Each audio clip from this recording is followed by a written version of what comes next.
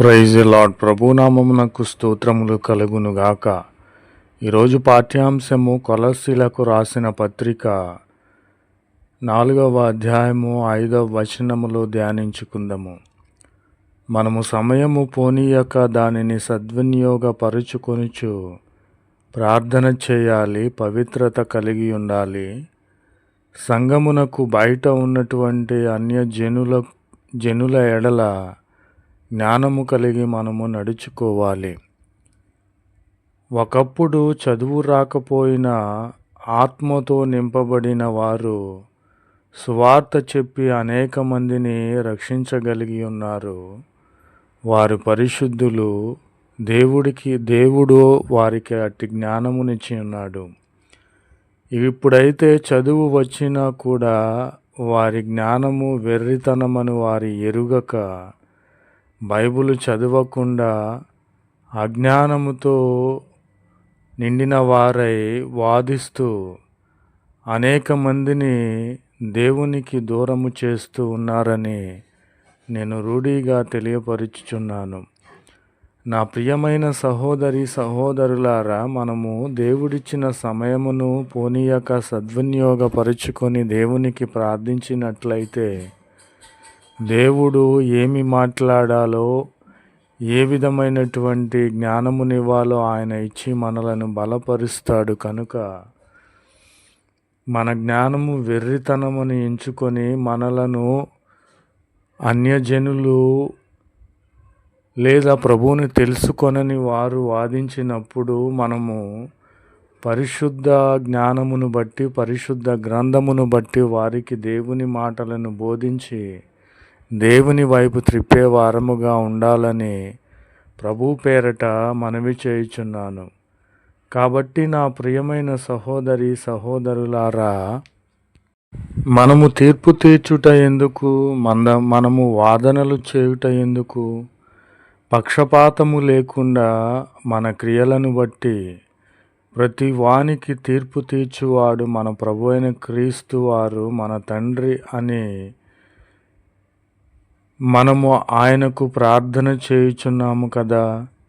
కనుక మనము ఈ లోకములో పరదేశులమై ఉన్నంత కాలము కూడా దేవునితో భయముతో మనము గడపాలని ప్రభువు పేరట మనవి చేయుచున్నాను. కాబట్టి మన మాటలు మనలను సృష్టించిన దేవుని యందలి భయభక్తులతో రేపింపబడి ఉన్నావా అని మనము పరీక్షించుకోవాలి. మన క్రియలు మనల్ని సృష్టించిన దేవుని యందలి భయభక్తులతో రూపింపబడి ఉన్నవా అని మనము పరీక్షించుకోవాలి. మన వైఖరి, మన ప్రవర్తన మనల్ని సృష్టించిన దేవుని యందలి భయభక్తులతో రూపొందించబడ్డాయా అని మనము పరీక్షించుకోవాలి. మన ఉద్దేశములు, మన ఆలోచనలు మనల్ని సృష్టించిన దేవుని యందలి భయభక్తులతో రూపింపబడ్డాయా లేదా అనేది మనలను మనము పరీక్షించుకోవాలి.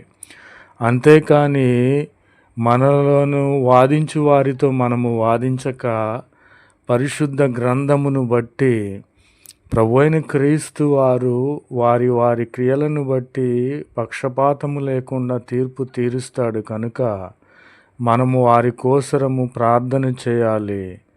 మనము ఈ లోకంలో ఉన్నంతకాలము దేవుని యందు భయభక్తులతో గడపాలని మన మాటల్లో, మన వైఖరిలో, మన క్రియలలో, మన ఉద్దేశములో దేవుని యందు భయభక్తులు కలవో లేవో అని మనము పరీక్షించుకోవాలని ప్రభు పేరట మనవి చేయుచున్నాను. ప్రభునామమునకు స్తోత్రములు కలుగునుగాక.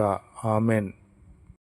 మనము క్రీస్తుని పోలి ఉన్నామని, క్రీస్తుని కలిగి ఉన్నామని డప్పులు గొప్పలు చెప్పుకొనుచున్నామే. నిజముగా మనము మనలో క్రీస్తును కలిగి ఉన్నామని ఏ విధముగా మనలను మనము పరీక్షించుకోవాలో ప్రభు అయిన క్రీస్తు వారు తెలియపరుచుచున్నారు.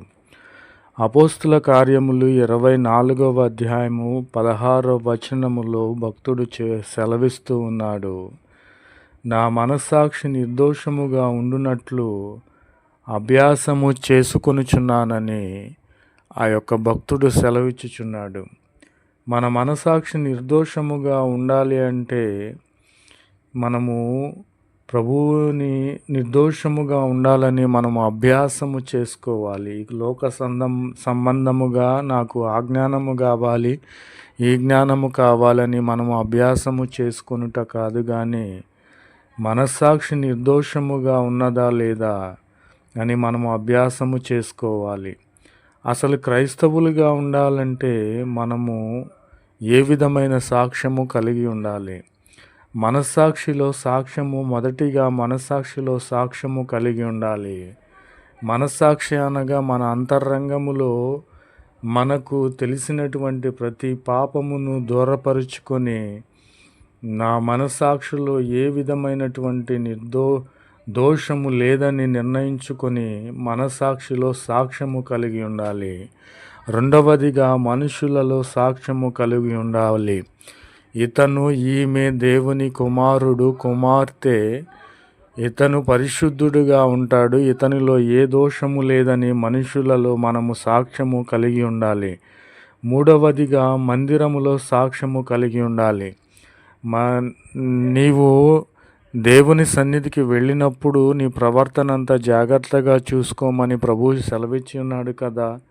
నువ్వు మందిరములో వెళ్ళినప్పుడు నీ ఇరుగు పొరుగు వారితోనూ, నీ సహచరులతోనూ, సహోదరులతోనూ నీవు సమాధానము కలిగి ఉన్నావా?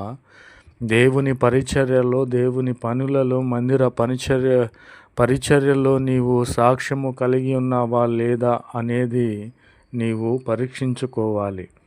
కాబట్టి నా ప్రియమైన సహోదరులారా, ఈ విధముగా నీవు మనస్సాక్షిలో సాక్ష్యము, మనుషులలో సాక్ష్యము, మందిరములో సాక్ష్యము కలిగి ఉన్నట్లయితే ప్రభువైన క్రీస్తు వారిని నీవు కలిగి ఉన్నావు, నీవు క్రైస్తవునిగా ఉన్నావని ప్రభు పేరట తెలియపరుచుచున్నాను. ప్రభునామమునకు స్తోత్రములు కలుగునుగాక.